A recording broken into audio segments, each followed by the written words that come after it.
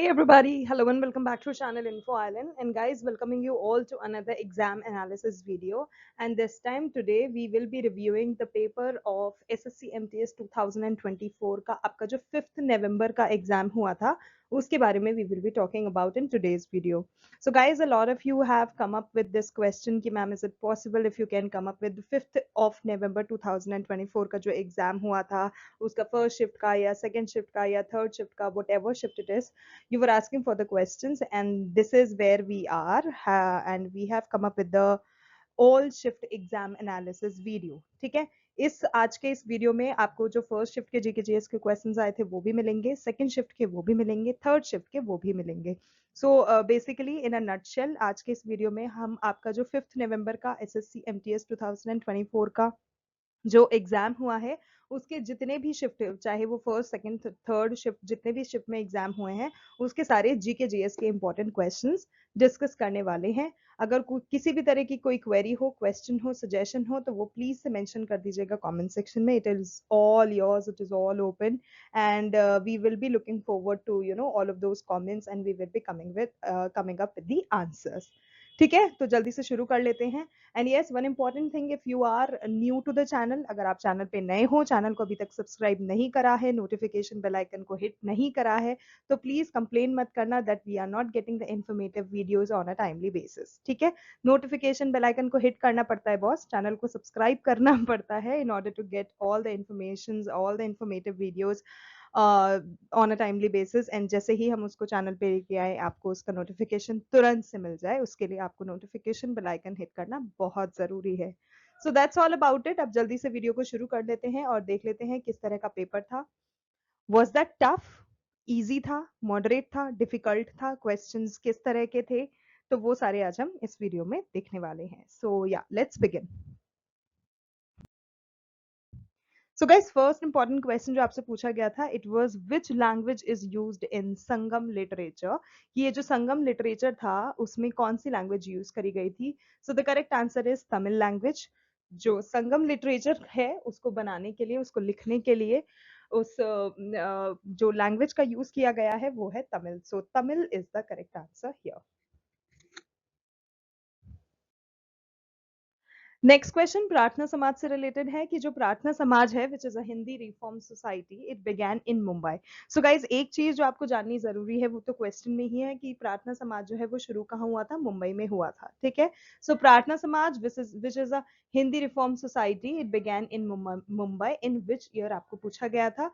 So guys, it was founded in the year 1867, and this is the reason why it all started in Mumbai in the year 1867. So 1867 is the correct answer. Next question, Shri महिला सेवा सहकारी bank, जिसको commonly guys सेवा bank के नाम से भी जाना जाता है. ठीक है, it was established in which year आपसे पूछा गया था. सो गाइस, सबसे पहले तो फॉर्मूला, ओ सॉरी, एब्रीविएशन देख लेना. ठीक है, फुल फॉर्म देख लेना. It can be asked SMSSB. ठीक है, ये कौन सा बैंक है जिसको हम कॉमनली सेवा बैंक बोलते हैं. सो इट इज श्री महिला सेवा सहकारी बैंक. और ये जो है इसका एस्टेब्लिशमेंट जो हुआ था, it happened in the year 1974. So 1974 is the correct answer. Next question, which state had the lowest poverty rate in India according to 2023 National Multi-Dimensional Poverty Index. So guys, National Multi-Dimensional Poverty Index जो होता है, ये index देखता है कि किस country का कौन सा स्टेट जो है उसका पावर्टी रेट जो है वो क्या है. Is it like high, low, medium, below poverty line और वट एवर. ठीक है, तो वो सारा इस इंडेक्स के थ्रू मेजर किया जाता है, मापा जाता है. सो गाइस, बात करें कि 2023 का जो national multi dimensional poverty index था उसके हिसाब से जो स्टेट की सबसे कम पावर्टी रेट थी इंडिया में वो था Kerala. So Kerala is the correct answer. Okay, next question, in 2003 the Sangeet Natak Akademi award for Kathak was given to whom. So guys, हर साल जब भी संगीत नाटक अकादमी अवार्ड्स दिए जाते हैं तो obviously it is given to different different categories, to different different peoples for their contributions towards that particular thing, चाहे वो डांस फॉर्म हो, म्यूजिक हो, आर्ट एंड कल्चर हो, whatever it is. So guys, 2003 में जो संगीत Natak Akademi award दिया गया था कथक के लिए वो था सुनैना हजारीलाल एंड राजेंद्र गांगानी को. सो गाइज, ये नाम आपको याद रखना है. That is the correct answer. Okay, moving to the next question. Kathakali के बारे में पूछा गया था। तो गाइज ये तो जैसे कि मैं आपको हमेशा बताती हूँ कि कौन सा फोक डांस किस पर्टिकुलर स्टेट से बिलोंग करता है, किस तरह के फोक सॉन्ग्स हो गए, डांस हो गए, म्यूजिक हो गया, और भी जैसे कि कौन सा इंस्ट्रूमेंट बजाने के लिए कौन फेमस है, एक्सेट्रा एक्सेट्रा। ये बहुत इंपॉर्टेंट टॉपिक है, इससे रिलेटेड क्वेश्चन पूछे जाते हैं, तो you should prepare all of those things. अब जैसे कि आपको पूछा गया था कथकली के बारे में कि कथकली जो है ये किस स्टेट का डांस फॉर्म है। So guys, Kerala is the correct answer. Next question. After Tughral Tugan Khan was defeated and killed, whom did Sultan Ghiyasuddin Balban appointed as a governor of Bengal? तो गाइस, जब तुगरल तुगान खान जो थे उनको हरा दिया गया था एंड मार दिया गया था इन दैट पर्टिकुलर वॉर, तो उसके बाद जो सुल्तान गियासुद्दीन बलबन थे उन्होंने बंगाल का जो गवर्नर था ना, वो चुना था नसीरुद्दीन बुगरा खान को। So Nasiruddin Bughra Khan is the correct answer here.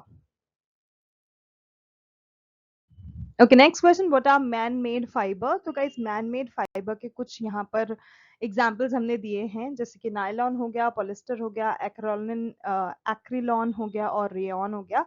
ये कुछ मैन मेड फाइबर हैं, तो नाम अच्छे से याद रखना। Okay, next is Roshan Mistry, who became the first Indian woman to win an Asian Games medal in the 100-meter sprint in which year? सो जो रोशन मिस्त्री हैं, जो कि 100 मीटर का जो स्प्रिंट का गेम हुआ था एशियन गेम्स में, उन्होंने इंडिया के लिए मेडल जीता था, तो वो किस ईयर में जीता था? So guys, it happened in 1951। So 1951 is the correct answer. Okay, next is the 97th Constitutional Amendment Act of 2011 added what? So guys, 2011 में जो ये 97th Constitutional Amendment Act हुआ था, उसके दौरान जो cooperative societies थी वो ऐड करी गई थी। So the cooperative societies is the correct answer. Next is what are drop shots in tennis? So guys, tennis जैसे sport में अगर कोई इस पर्टिकुलर टर्म का यूज करता है ड्रॉप शॉट, तो उसका मतलब होता है a delicately hit shot that drops quickly. So that is called drop shots in tennis. Okay, next up we have the order of reactivity of the metals K, which is potassium, Mg, which is magnesium, Cu and Au is। तो अगर हम reactivity का order देखें between these particular metals, ठीक है, K, Mg, Cu and Au, तो उसमें होता है guys K firstly, ठीक है, reactivity के हिसाब से नंबर 1 पे आ गया K, फिर Mg, फिर Cu और फिर Au। तो this is the order of the reactivity. Okay, next question. What is denatured alcohol? So guys, ethyl alcohol, which is made unfit for drinking, is something that we call denatured alcohol. Next question. Kishori Amonkar was a member of which घराना? So guys, इसका correct answer होगा जयपुर घराना। जो किशोरी अमोनकर हैं वो जयपुर घराना से relate करती हैं। Okay, next question. Which community celebrates Easter? So guys, Easter is a festival which is very much celebrated by the Christians community all over the world, I would say. Okay, next is आत्मकथा। तो guys, जैसे कि मैं आपको हमेशा बताती हूँ, ये भी एक इम्पॉर्टेंट टॉपिक है, जिसमें चाहे बुक्स हुआ, नॉवेल्स हुआ, मैगजीन्स हुआ, ऑथर हुआ, बायोग्राफीज हुआ, ऑटोबायोग्राफीज हुआ, किसने कौन सी बुक लिखी है, कब पब्लिश हुई है, एक्सेट्रा एक्सेट्रा। ये बहुत इंपॉर्टेंट टॉपिक है क्योंकि इससे रिलेटेड भी क्वेश्चंस पूछे जाते हैं। So you should cover this particular topic also, जिसमें गाइज एक क्वेश्चन पूछा गया था 5 नवंबर के एग्जाम में, आत्मकथा, ठीक है, कंफ्यूज नहीं होना है, बुक का ही नाम आत्मकथा है। तो आत्मकथा जो है ये किसकी ऑटोबायोग्राफी है, ये आपसे पूछा गया था। सो गाइज, इसका करेक्ट आंसर होगा Anna Chandy. So Anna Chandy is the correct answer. Okay, next question. Who was the Chief Vigilance Commissioner in 2023? So 2023 में जो CVC यानी कि Chief Vigilance Commissioner हैं वो प्रवीण कुमार श्रीवास्तव रहे हैं। So Praveen Kumar Srivastava is the correct answer. Next question. Which state is not included in the Pradhan Mantri Mega Integrated Textile Regions and Apparel Scheme? So इसको हम शॉर्ट में क्या बोलते हैं गाइस? पीएम मित्रा, पीएम मित्र, ठीक है। सो यहाँ पे प्रधानमंत्री आपका पीएम हो गया, और मित्र का यहाँ पे फुल फॉर्म देख लो, mega integrated textile regions and apparel, so PM Mitra in short. ये जो स्कीम है इसमें गाइज वेस्ट बंगाल इंक्लूडेड नहीं है, सो ये आपको याद रखना है, ठीक है। Okay, next is in which region is laterite soil found. तो जो लैटरीट सॉइल होता है ये अपने eastern Ghats and western Ghats में पाया जाता है। Next question, Varanasi Lok Sabha constituency MP in 2023 was, so it was Narendra Modi. Next is the process by which sedimentary rock is formed is called. So guys एक ऐसा प्रोसेस जिसके थ्रू सेडिमेंट्री रॉक का formation होता है उसको हम लिथिफिकेशन बोलते हैं, lithification. Okay, next is which state hosted ultimate kho kho season 1। सो खो खो का जो सीजन 1 आया था वो पुणे महाराष्ट्र में आयोजित किया गया था। पुणे वाज द सिटी जिसने उसको आयोजित किया था, तो होस्ट किया था, तो Pune Maharashtra is the correct answer. Next is what is the formula for revenue deficit. So guys I am assuming कि मैक्रो इकोनॉमिक्स पढ़ा होगा आप बच्चों ने, जिसमें रेवेन्यू डेफिसिट हुआ, total expenditure, total revenue, total receipts, ये सब आपने जरूर से पढ़ा होगा। So guys if you must have read that तो आपको इसका आंसर पता होगा। रेवेन्यू डेफिसिट जब होता है जब हमारे जितने भी टोटल रेवेन्यू एक्सपेंडिचर्स होते हैं उसमें से हम टोटल रेवेन्यू रिसिट्स को माइनस कर देते हैं, तो वो रेवेन्यू डेफिसिट निकल के आता है। So total revenue expenditure minus total revenue receipt is equals to revenue deficit. Okay, next question. In which state is Nisha Gandhi festival is celebrated? तो guys ये जो निशा गांधी फेस्टिवल है ये त्रिवेंद्रम केरला में सेलिब्रेट करा जाता है, so Trivandrum is the correct answer. Next question, who founded the Mohammedan Anglo-Oriental College? तो ये सर सैयद अहमद खान के द्वारा स्थापित किया गया था। Indravati national park is located where? So Indravati national park जो है गाइज ये आपका छत्तीसगढ़ में लोकेटेड है, so Chhattisgarh is your correct answer.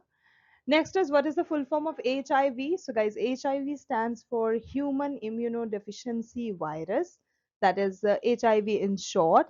और ये जो HIV है, it is a virus that causes acquired immunodeficiency syndrome, which is AIDS. ठीक है, which is AIDS, acquired immunodeficiency syndrome.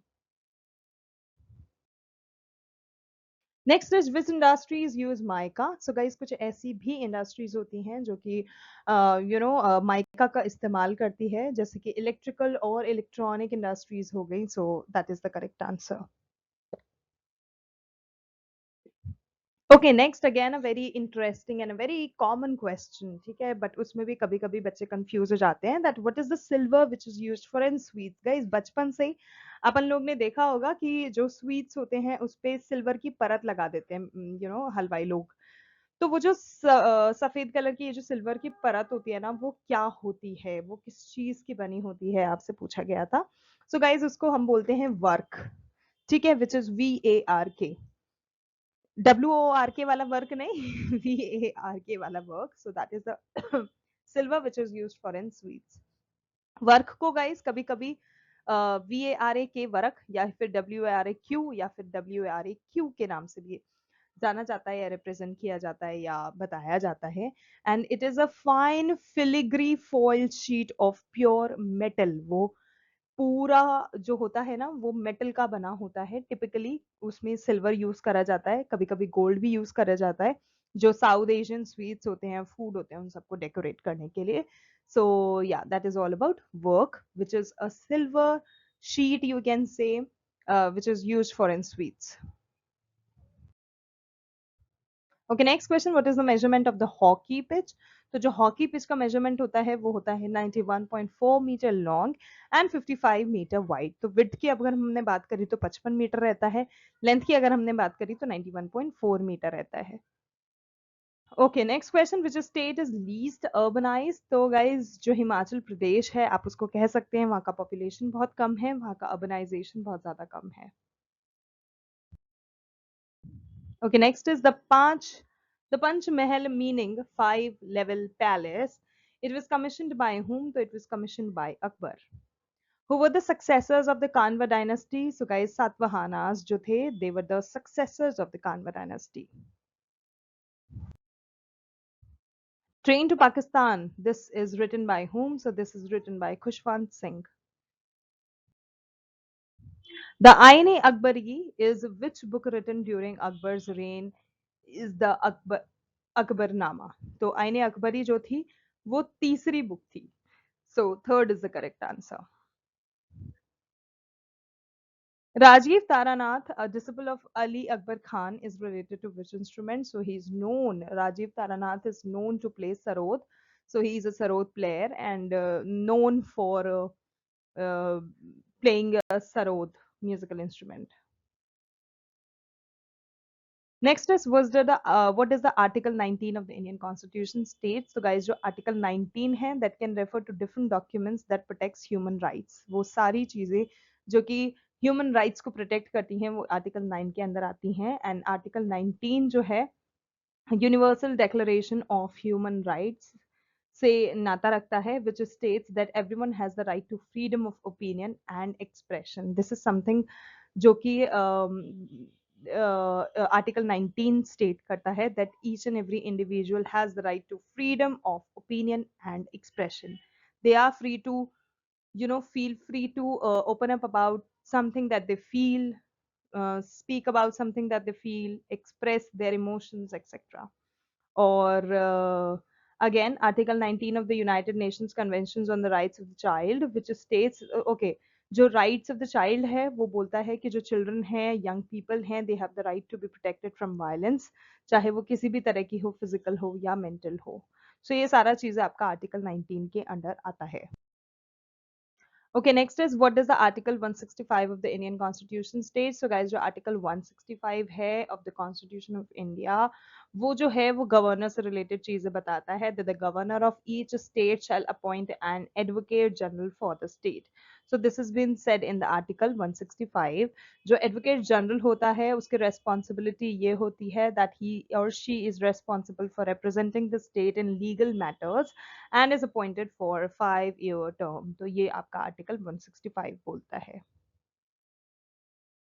Okay, next question पूछा गया था कि जो केलुचरण महापात्र हैं, guys again I am telling you this is a repeated question, तो अच्छे से रट लो इसको. तो जो केलुचरण महापात्र हैं is related to which dance form? So guys he is related to Odissi dance form.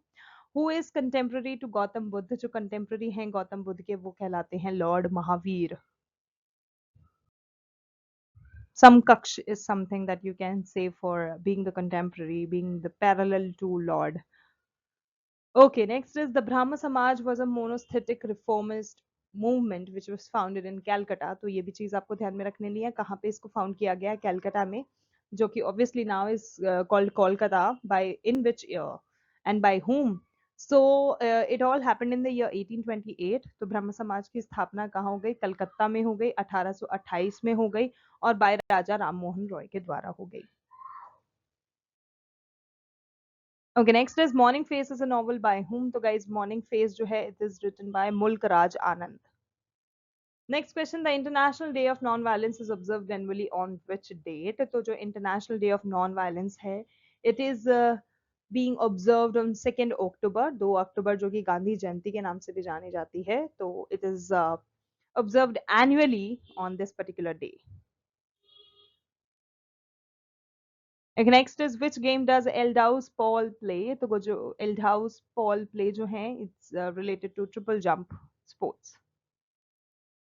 Next question, Rita Mitra Mustafi probably, yeah, Rita Mitra Mustafi is a native of Calcutta, related to which dance form? So she's related to Kathak. Next and the last question for today, the caliber of a shotgun used in Olympic shooting is what? तो जो shotgun use करी जाती है Olympic games में shooting के दौरान उसका calibre जो होता है दैट इज 12 गॉज. ठीक है गाइस, तो ये थे वो सारे इंपॉर्टेंट जीके जीएस के क्वेश्चंस जो कि आपके 5 नवंबर के एसएससी एमटीएस 2024 के पेपर में पूछे गए हैं. I hope you like the video and found it informative. If yes then don't forget to like, share and subscribe to our channel Info Island. आज के लिए बस इतना ही. Thank you so much for your time and we will see you in our next video. तब तक के लिए much love to all the candidates and all the very best.